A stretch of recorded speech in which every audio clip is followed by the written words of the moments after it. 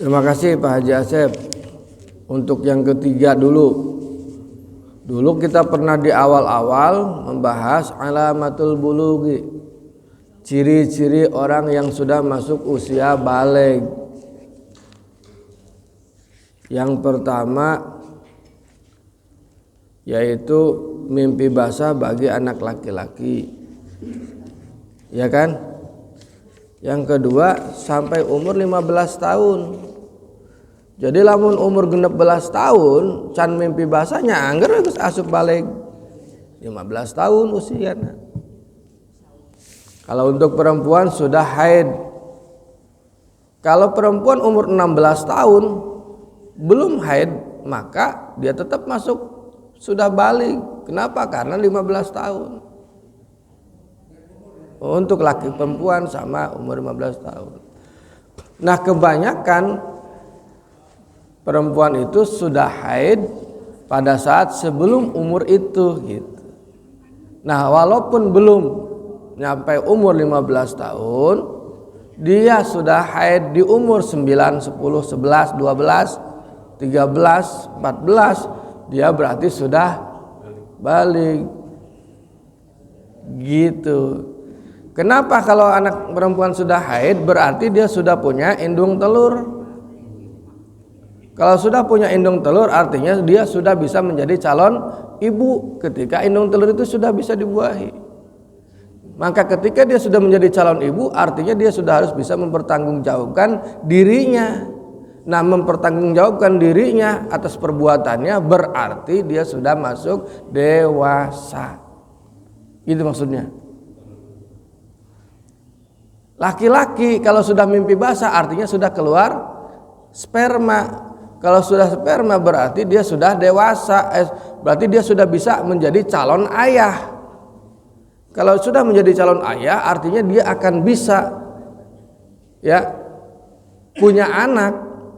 Kemungkinan punya anak itu sudah bisa, sudah punya ada potensi dia menjadi ayah.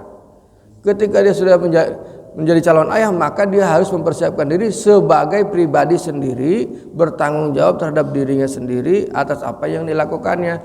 Maka orang itu, anak itu sudah menjadi dewasa, persiapan menjadi seorang yang individu dewasa, menjadi calon ayah, gitu Pak. Maka ketika ada ketidaknormalan kurang dari 15 tahun itu belum terjadi, setelah 15 tahun maka batasnya 15 tahun udah berarti balik semua, baik laki-laki maupun perempuan, berarti ada kelainan hormon atau ada keterlambatan hormon. Kalau laki-laki berarti hormonnya testosteron ya. Kalau perempuan hormon apa tuh namanya saya juga. Pokoknya itulah kira-kira begitu. Ya itu kajiannya seperti itu. Kenapa dilihatnya dari secara biologis? Itu dilihat secara biologis. Kenapa fikih melihatnya secara biologis? Kejadian reproduksi itu kan lebih biologis. Kenapa? Karena itu yang paling mungkin bisa disaksikan, bisa dilihat. Meskipun tidak dibarengi dengan perkembangan psikologis orang anak. Ada anak umur 20 tahun tapi masih manja. Benar enggak? Tetapi ada juga anak yang memang umur 10 tahun sudah mandiri, ada. Nah, itu kan susah untuk digambarkan. Susah untuk dibuktikan, susah untuk disaksikan. Nah, karena itu fikih mah urusannya tentang fisik. Ya, tentang biologis. Urusan psikologisnya bagaimana? Nya anu bekakolot ge anu bubudakeun. Nya buktina bapak-bapak masih kena resep. Ya eta lah. Ya lalaki mana pika aki-aki ge resep kena ngempeng atuh. Saya kira itu ya, itu untuk nomor 3 ya. Jawab ya. Untuk nomor 2 nanti dikuatkan lagi Kiai. Bapak jangan punya pikiran hukum negara kita ini sekuler. Tidak ada kaitannya dengan agama. Justru dulu pernah saya panjang lebar ceritakan, sumber hukum dalam undang-undang kita itu menganut kepada 4. Ya.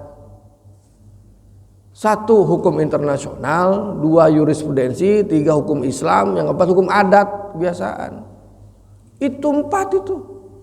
Minimal lah itu kalau salah. Ya, kecuali ada teori yang baru gitu, saya nggak tahu. Nah, hukum Islam itu masuk dalam undang-undang kita, termasuk KUHP kita, baik yang lama maupun yang baru, terutama yang baru sekarang. Dan dia ada pasal-pasal itu. Nah, dalam teknis pelaksanaannya, Pak, dibagi. Ada pengadilan bagian umum, ini pengadilan negeri, bagian administrasi nih pengadilan tun, bagian agama, nah dibuat pengadilan agama. Tapi kalau orang misalkan melakukan kesalahan tapi dia anggota militer atau urusannya dengan pertahanan keamanan dan dia anggota militer, ada pengadilan militer. 4 doang kita punya pengadilan. Nah, pengadilan agama ini dalamnya adalah tadi itu hukum Islam. Makanya ada yang namanya kompilasi hukum Islam. Beliau itu dasarnya itu hal-hal yang diurus tidak jauh dari hukum Islam. Perceraian, perceraian itu talak, waris, wakaf, ekonomi syariah. Ya kalau urusannya zina, ya meskipun itu hak Allah sudah masuk dalam KUHP, bagiannya berarti hukum pidana. Itu pun kalau diadukan, kan gitu. Coba sekarang itu diadukan kan, siapa yang dirugikannya? Yang ngadunya siapa?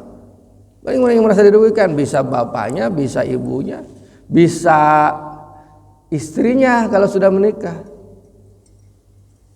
Gitu. Nah, keren gak Pak? Zina ini kan hak Allah Pak, tapi diadili di pengadilan umum. Berarti negara kita nggak sekuler. Berarti negara kita masukin urusan hukum Islam. Pan zina mah hukum Islam urusannya. Kecuali di Amerika. Di Amerika tuh ya biasa aja orang berhubungan badan dengan siapapun. Itu di Amerika sekuler teman. Orang mah teu diatur. Oh, kan keren. Itu, tunu kaduanya nanti dikuatkan oleh Kiai. Nuka hiji CCTV kan. Nah, sekarang itu kan modern. Tapi kan dasarnya ini. Orang di pengadilan itu ada yang disebut dengan alat bukti. Alat bukti itu 1 barang bukti. Yang kedua saksi. Ya kan? Yang ketiga pengakuan. Yang keempat apa ya? Ada 4 alat bukti itu. Nah, sekarang yang namanya CCTV berarti namanya barang bukti, Pak. Sah sebagai alat bukti. Yakin gitu? Ada orang habis ngebunuh. Dia nggak ngaku. Tapi di situ ada rokok. Rokok dia, mereknya itu memang punya dia, biasanya itu rokok doang. Itu bisa jadi petunjuk dan bahkan bisa jadi barang bukti. Itu ada rokoknya sebagai barang bukti. Tapi kan alat bukti tadi itu, alat bukti itu ada 4 tadi itu, untuk mengatakan bahwa orang ini sah secara meyakinkan melakukan perbuatan itu, perbuatan jahat. Di situ misalkan ada celana dalamnya si laki-laki. Itu apa namanya? Barang bukti. Kan gitu. Katinggalan gitu. Aya jamna sugan kadinya katinggalan. Aya sendalna nu katinggalan di kamar eta perempuan misalkan. Itu kan jadi barang bukti.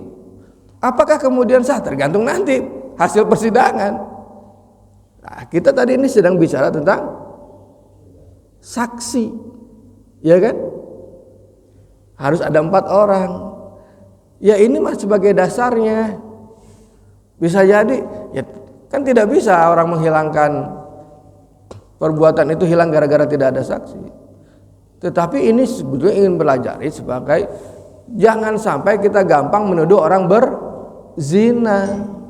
Kenapa? Karena orang menuduh berzina berarti dia juga melakukan kejahatan. Menuduh orang baik-baik berzina namanya qadzaf.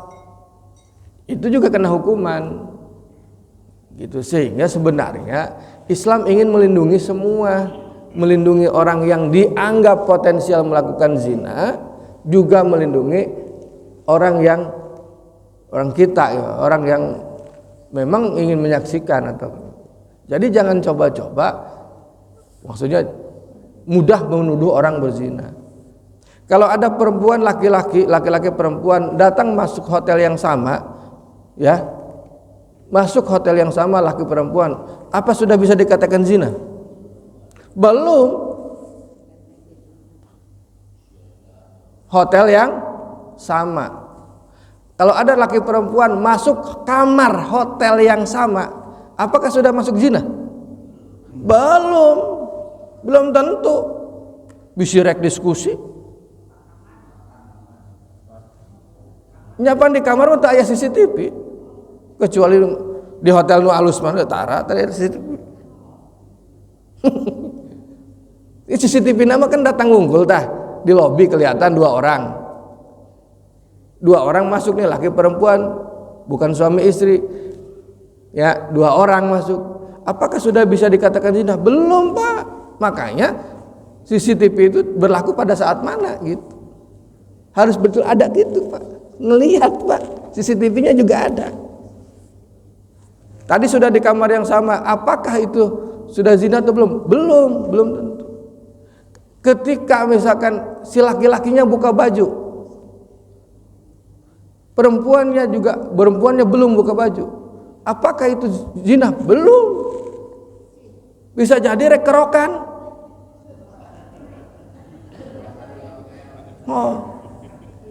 Saking hati-hatinya Islam menghargai orang. Jangan sembarangan nuduh orang gitu loh.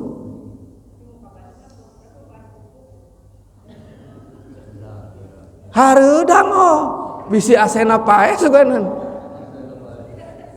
Gitu. Rek kerokan hayang dipencetan suganan. Belum masuk belum. Maka SOP-nya orang dikatakan zina harus kelihatan betulan mutu asup kacoet. Karena tidak mungkin maka janganlah kita sembarangan menuduh orang. Itu poinnya. Oh nyabisi weh. Itulah kira-kira. Nah, mohon izin Pak Kiai ditambahkan tadi.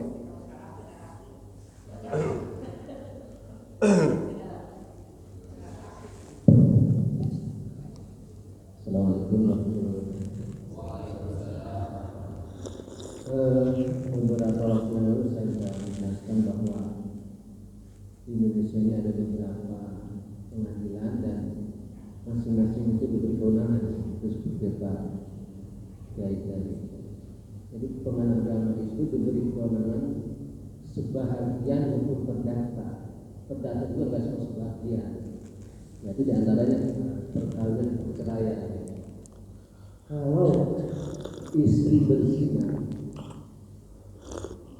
itu hanya bisa dijadikan alasan untuk bercerai. Itu pun kalau rumah tangganya cekcok terus gara-gara istri berzina. Tapi kalau istri berzina rumah tangganya tenang-tenang saja, si suami tidak mengajukan cerai, tidak jadi. Jadi kalau zina itu ranahnya pidana, tidak. Tapi untuk pengadilan agama yang berada di wilayah provinsi daerah istimewa Aceh ini diberi kewenangan khusus. Dia punya perda Aceh tersendiri, itu diakui oleh negara berdasarkan undang-undang. Jadi kalau di Aceh ada istri yang berzina, kemudian suaminya melaporkan, itu pengadilan agama diberi kewenangan untuk menghukum.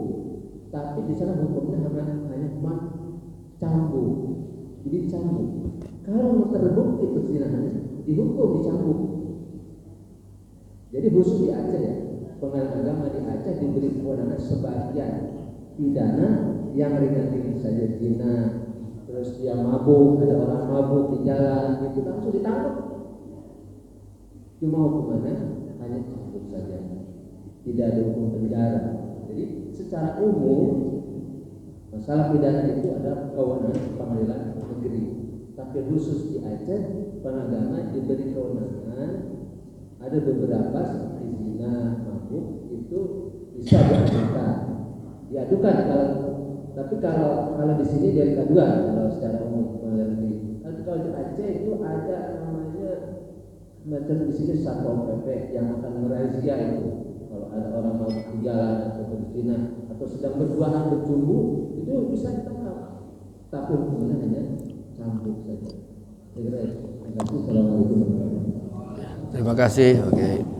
Yang ini yang azab dan ujian itu ceramah pendek kemarin. Yang azab dan ujian. Oh nyata mah minggu hareup itu. Ya ini geus jeung genep ya. Dan Pak Jiani nanti yang ngaji ini kan ini sudah tamat Pak, Bu. Kita alhamdulillah sudah menamatkan kitab takrib. Oh keren ini. Nah nanti Pak Jiani DKM mengeluarkan sertifikat nih, sudah khatam kitab takrib. Wah keren gitu. Nanti minggu depan kita mulai kitab yang lain lah ya. Mudah-mudahan semakin kesini kita semakin paham, semakin nambah ilmu. Mudah-mudahan kita lebih baik lah dalam hal beribadah, dalam hal beragama. Saya kira itu mudah-mudahan ada manfaatnya. Terima kasih.